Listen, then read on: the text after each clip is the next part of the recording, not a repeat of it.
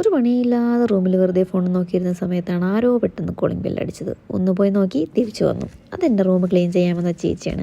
ചേച്ചിയുടെ ഉള്ളൊരു കുഞ്ഞു മോള് വന്നു. അവളെ കണ്ടപ്പോൾ എനിക്ക് തോന്നി ഇന്ന് അവളുടെ ഒരു പടം വരച്ചു കൊടുക്കാമെന്ന്. വരച്ചെനിക്ക് കൊടുക്കാൻ പറ്റില്ല, പക്ഷെ ഞാൻ വരച്ചു വെച്ചു. പറ്റിയാൽ നാളെ കൊടുക്കും. സോ എൻ്റെ ക്യാമറയൊക്കെ സെറ്റ് ചെയ്ത് വെച്ചു.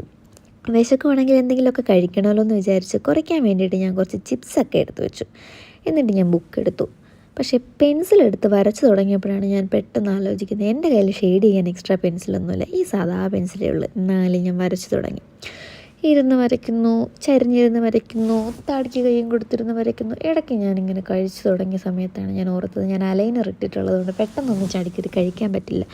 എന്നാലും ഞാനിരുന്ന് കഴിച്ചു. എന്തെങ്കിലുമൊക്കെ കഴിച്ചല്ലേ പറ്റുള്ളൂ.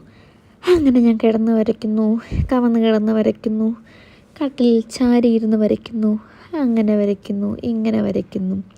അങ്ങനെ ഒരു വലിയ ദിവസം എങ്ങനെയൊക്കെയോ